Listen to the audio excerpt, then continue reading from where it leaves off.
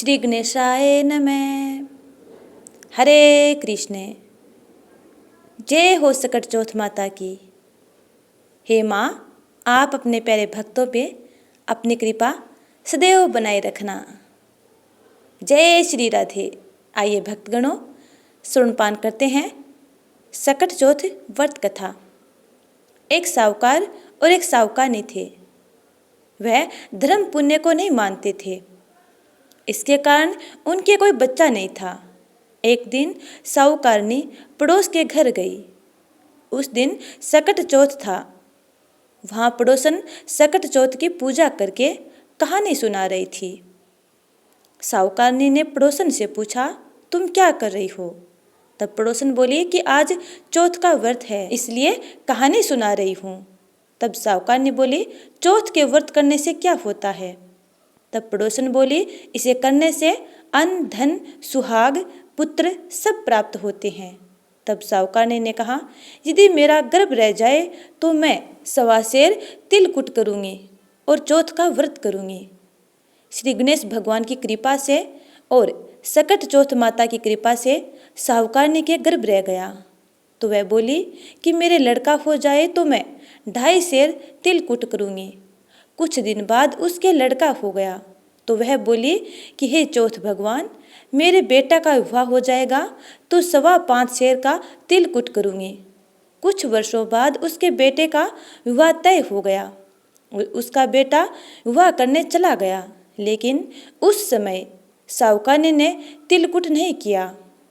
इस कारण से चौथ देव क्रोधित हो गए और उन्होंने फेरों से उसके बेटे को उठाकर पीपल के पेड़ पर बैठा दिया। सभी वर को खोजने लगे पर वो नहीं मिला। हताश होकर सारे लोग अपने अपने घर को लौट गए। इधर जिस लड़की से साहूकारनी के लड़के का विवाह होने वाला था, वह अपनी सहेलियों के साथ गणगौर पूजने के लिए जंगल में दूब लेने गई। तभी रास्ते में पीपल के पेड़ से आवाज आई, ओ मेरी अर्धब्याही। यह बात सुनकर जब लड़की घर आई, उसके बाद वह धीरे धीरे सूख कर कांटा होने लगी। एक दिन लड़की की माँ ने कहा, मैं तुम्हें अच्छा खिलाती हूँ, अच्छा पहनाती हूँ, फिर भी तू सूखती जा रही है, ऐसा क्यों? तब लड़की अपनी माँ से बोली कि वह जब भी दूब लेने जंगल जाती है तो पीपल के पेड़ से एक आदमी बोलता है कि ओ मेरी अधब्याई। उसने मेहंदी लगा रखी है और सेहरा बांध रखा है। तब उसकी माँ ने पीपल के पेड़ के पास जाकर देखा, यह तो उसका जमाई ही है। तब उसकी माँ ने जमाई से कहा, यहाँ क्यों बैठे हैं? मेरी बेटी तो अधब्याई कर दी और अब क्या लोगे? साहूकारनी का बेटा बोला, मेरी माँ ने चौथ का तिलकुट बोला था लेकिन किया नहीं, इसलिए चौथ माता ने नाराज होकर यहाँ बैठा दिया।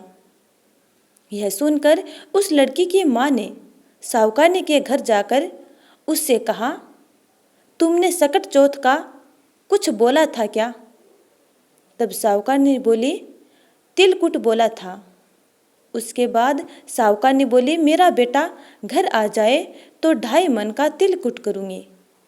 इससे श्री गणेश भगवान फिर से प्रसन्न हो गए और उसके बेटे को फेरों में लाकर बैठा दिया। बेटे का विवाह धूमधाम से हो गया। जब साहूकारनी के बेटा एवं बहू घर आ गए, तब साहूकारनी ने 2.5 मन तिलकुट किया और बोली, हे चौथ माता, आपके आशीर्वाद से मेरे बेटा और बहू घर आए हैं, जिससे मैं हमेशा तिलकुट करके व्रत करूँगी। इसके बाद सारे नगर वासियों ने तिलकुट के साथ सकट व्रत करना प्रारंभ कर दिया। हे सकट चौथ, जिस तरह साहूकारनी के बेटे और बहू को मिलवाया, वैसे ही अपने सब भक्तजनों को मिलवाना और इस कथा को सुनने वालों की हर मंगल कामनाएं पूर्ण करना। बोलो सकट चौथ की जय, श्री गणेश देव की जय। अब सुनते हैं दूसरी कथा। एक गांव में 2 देवरानी जेठानी थी। जेठानी के बहुत धन था और देवरानी बहुत गरीब थी। देवरानी भगवान गणेश जी की बहुत पूजा किया करती थी। वह अपनी जेठानी के घर रोज आटा पीसने के लिए जाती थी। और जिस कपड़े से आटा छानती थी वो कपड़ा अपने घर लाकर पानी में धो लेती और अपने पति को घोलकर पिला देती। एक दिन जेठानी के बच्चों ने ये देख लिया और अपनी माँ से बोले कि माँ, चाची तो अपने घर से आटे का कपड़ा लेकर चाचा जी को घोलकर पिला देती है। अगले दिन जेठानी ने देवरानी को कहा कि जब आप घर जाओ तो आटा छानने वाला कपड़ा यहीं पर रख कर जाया करो। देवरानी ने वैसा ही किया। जब वह घर गई तो उसका पति बोला, मुझे चूर्ण घोल कर पिला दो। देवरानी बोली कि उन्होंने आटा छानने वाला कपड़ा वहीं रख लिया है, इसलिए मेरे पास आपको खिलाने के लिए कुछ भी नहीं है। उस दिन उसके पति ने भूख से व्याकुल होकर उसको लकड़ी से खूब मारा। भाग्यवश उस दिन उसका सकट चौथ का व्रत था। श्री गणेश जी का स्मरण करते हुए वह भूखी ही सो गई। तभी थोड़ी देर बाद गणेश जी ने आकर कहा कि आज तो सकट चौथ का व्रत है और तू भूखी क्यों सो रही है। तब देवरानी ने सारा वृत्तांत कह सुनाया। फिर भगवान बोले कि आज मैंने तिल चौथ के कारण चूरमा व तिल कुट्टा बहुत ज़्यादा खाया है, इसलिए निमटने का मन है, सो कहाँ जाऊँ। वह बोली, महाराज बहुत जगह पड़ी है, जहाँ चाहो चले जाओ। गणेश जी ने सारा घर भर दिया। निपटने से आकर बोले, पहुँचो कहाँ। वह बोली, मेरा ललाट पड़ा है, पहुँच लो। गणेश जी पहुँचकर चले गए। थोड़ी देर बाद उठकर देखा कि सारा घर हीरे और मोतियों से जगमगा रहा था। सारा सिर भी सोने की आभा से चमक रहा था। धन को बटोरने में देर हो गई, इसलिए जेठानी के यहाँ काम के लिए नहीं जा सकी। जेठानी ने अपने बच्चों को चाची के घर देखने के लिए भेजा कि चाची क्यों नहीं आई है। बच्चों ने आकर अपनी माता से कहा कि माँ, चाची के घर में तो बहुत धन हो गया है। जेठानी भागी भागी अपनी देवरानी के पास आई और पूछा कि तुम्हारे पास इतना धन कैसे हुआ। भोली भाली देवरानी ने सारी घटना सच सच बता दी। इतना सुनकर जेठानी अपने घर आई और अपने पति से बोली, मुझे लकड़ी से बहुत मारो। देवरानी को देवर जी ने बहुत मारा, इसलिए उसके बहुत धन हो गया। उसका पति बोला, भाग्यवान, तू धन की भूखी क्यों मार खाती है। लेकिन वो नहीं मानी और बहुत मार खाकर अपना मकान खाली करके गणेश जी का स्मरण करके सो गई। गणेश जी आए और कहने लगे, उठ और मुझे बता कि मैं कहाँ निमटने जाऊं।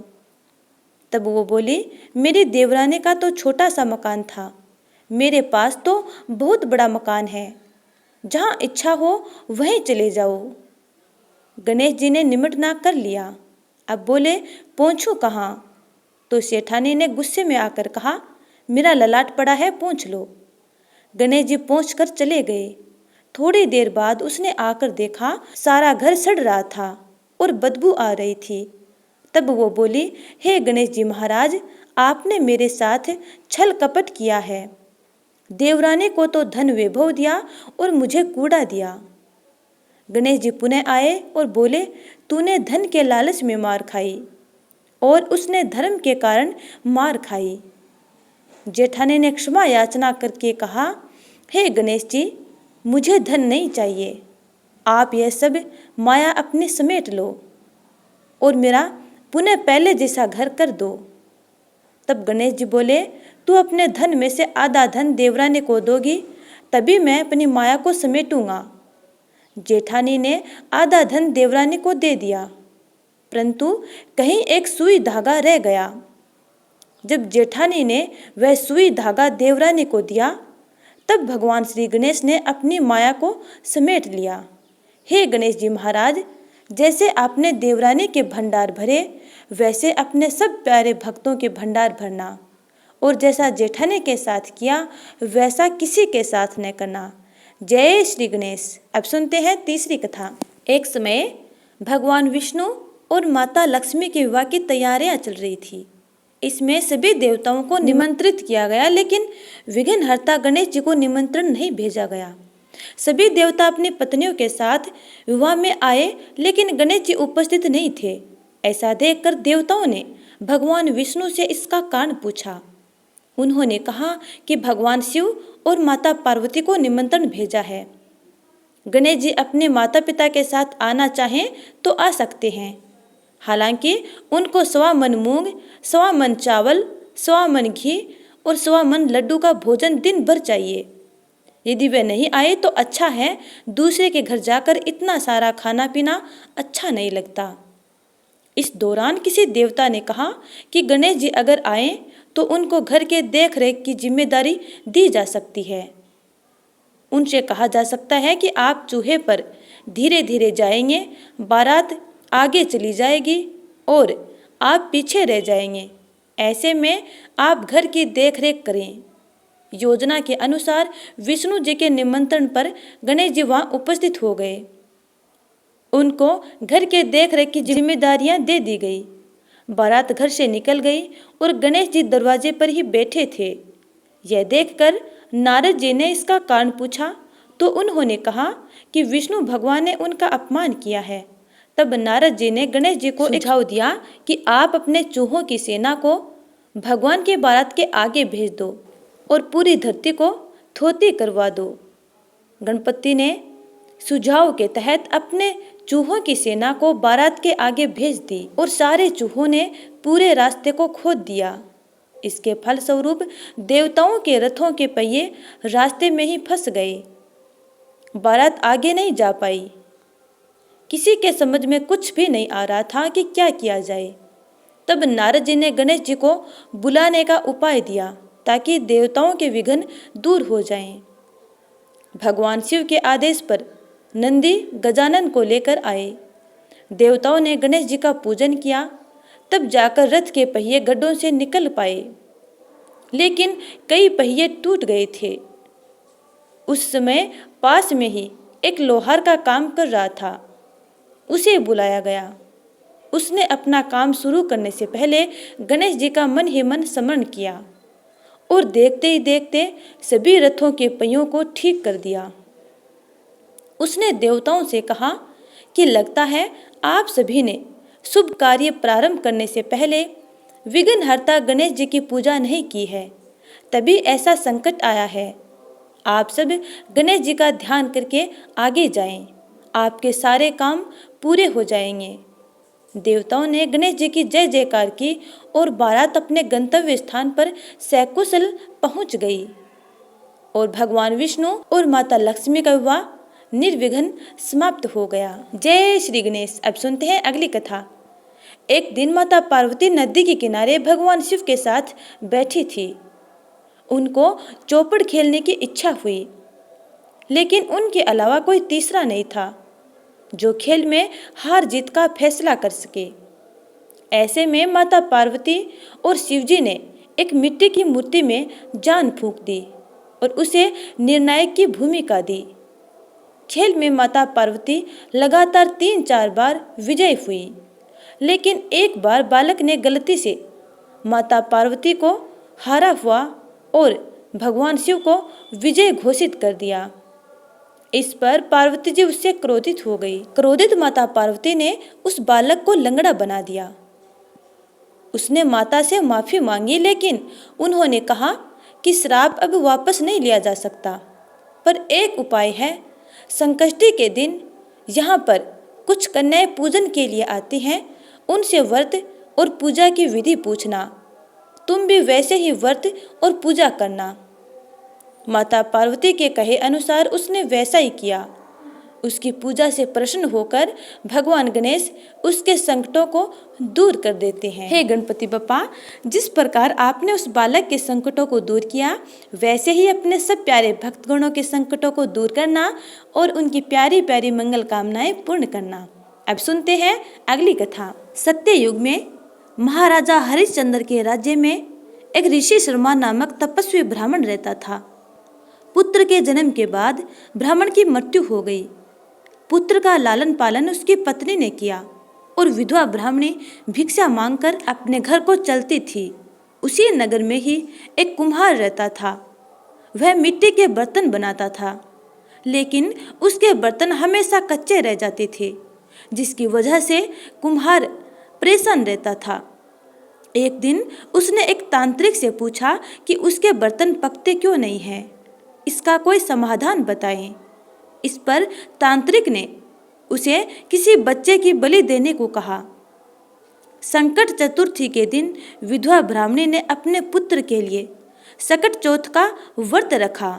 इसी बीच उसका पुत्र गणेश जी की मूर्ति को गले में डालकर खेलने चला गया और कुम्हार ने उसे पकड़ लिया और उसे मिट्टी पकाने वाले आवा में डाल दिया। इधर उसकी माता अपने पुत्र को ढूंढने लगी। पुत्र के ना मिलने पर विधवा ब्राह्मणी गणेश जी से प्रार्थना करने लगी। रात बीत जाने के बाद सुबह जब कुम्हार पके हुए बर्तनों को देखने आवा के पास गया तो उसने देखा कि उसमें जांग भर पानी जमा हुआ था और उसके अंदर एक बालक बैठकर खेल रहा था। इस घटना से कुम्हार डर गया और उसने राज दरबार में जाकर सारी आप बीती सुनाई। तब राजा ने अपने मंत्रियों को भेजा ताकि वह पता लगा सके कि यह पुत्र किसका और कहाँ से आया है। जब विधवा ब्राह्मणी को पता चला तो वह अपने पुत्र को लेने तुरंत वहां पहुंच गई। राजा ने वृद्धा से पूछा कि ऐसा चमत्कार कैसे हुआ। तो वृद्धा ने बताया कि उसने सकट चौथ का व्रत रखा था और गणेश जी की पूजा अर्चना की थी। इस व्रत के प्रभाव से उसके पुत्र को पुनः जीवन दान मिला है। तब से महिलाएं संतान और परिवार के सौभाग्य के लिए सकट चौथ का व्रत करने लगी। हे गणपति बप्पा, जिस प्रकार आपने उस बुढ़िया माई की संतान की रक्षा की, वैसे ही अपने सब प्यारे भक्तों की और उनके संपूर्ण परिवार की रक्षा करना। जय श्री गणेश। अब सुनते हैं अगली कथा। एक बुढ़िया माई थी जो दृष्टिहीन थी। उसके एक बेटा और बहू थे। बुढ़िया माई गणपति बप्पा की आराधना किया करती थी। एक दिन बुढ़िया माई की भक्ति से प्रसन्न होकर गणपति बप्पा प्रकट हो गए और बोले, हे बुढ़िया माई, मैं तेरी भक्ति से अत्यंत प्रसन्न हूँ, तू जो चाहे सो मांग सकती है। तब बुढ़िया माई ने कहा, हे गणपति बप्पा, मैं क्या मांगूं और कैसे मांगूं, मुझे तो मांगना नहीं आता। तब गणपति बप्पा ने कहा, बुढ़िया माई, तू अपने बेटे और बहू से जाकर पूछ ले, उसके बाद मांग लेना।